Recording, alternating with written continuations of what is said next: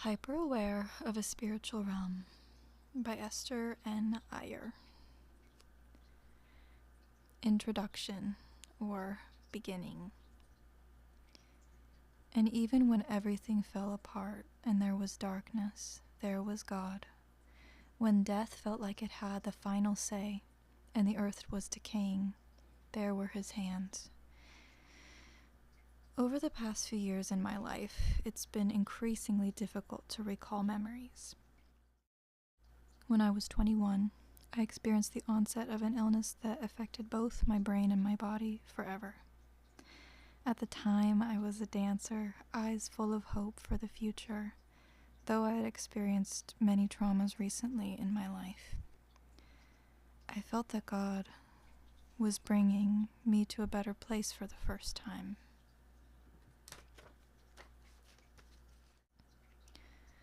I was healing from things I never thought I would heal from. A complicated, painful childhood turned confusing, painful teenagehood. To be completely honest, I couldn't envision a future for myself when I was a very young teen. I became the quiet girl. I was so ashamed of my struggles I would never talk about them. However, I would write, I would make art, I would create music. I decided my imagination was the only safe place to be. The real world didn't make sense to me. People did terrible things. I was exposed to the perverted side of things that were supposed to be good. I would have constant intrusive thoughts, which would eventually turn into panic attacks. I experienced mental anguish before I even began to really grow up. I think I understand now why adulthood has felt so scary and confusing. I'm learning things for the first time ever and witnessing what healing is supposed to look like. I'm learning there are things that aren't actually normal. There are things that people can twist, that God would never actually say or do. God is not the author of confusion, but of peace. I have dealt with relentless doubt and fear for most of my life. In all honesty, I have struggled with suicidal thoughts, self-harm, addictive behaviors, and dissociation. Over and over again, I've come to realize that God knows and actually feels the pain with me. I understand the meaning of the words, "I am not alone now."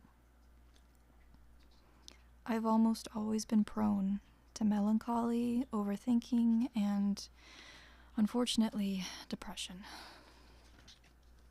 To be truthful, I still struggle feeling as though I'm defined by these things, by my pain. Though I struggle a lot with remembering details about my life, especially good things, I have fleeting feelings and blurred memories of being younger, road trips at nighttime in the summer, picking wildflowers and putting them in my hair, writing stories, becoming a dancer, meeting a dear friend and pouring a part of my heart out to him on a devastating night. Often I have to look at a lot of old saved pictures or journal entries to truly remember my life story.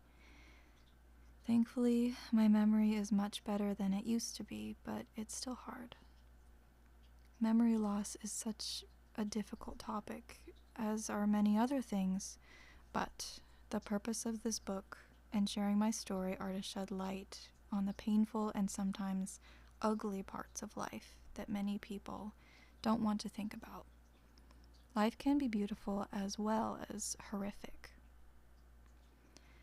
I hope in some strange way that's a helpful reminder. Mental illness as well as physical illness have stolen years off of my life. There are so many things I simply cannot sugarcoat. I'll never be the same girl I used to be, and there is a lot of grief in that. The hope I have is in something so much more than what I can see in the present moment, especially when that moment is filled with pain. Why should I give in to lies meant to harm and manipulate me when the creator of my soul is on my side? I also want to say I didn't meet God in a church building. I met him on the floor, sick in bed, when I thought I was dying, weeping in isolation, in the kind, genuine, and empathetic words of a friend. Someone seeing me, truly, in the woods, by the shoreline of the ocean, hyper aware that every little thing is art in some way, made with his hands. I'm no longer interested in religion itself. Jesus looks at the heart, not our outward appearance. I hope that this story resonates with at least one person. May it be a sort of haven, a balm for the wound you bear.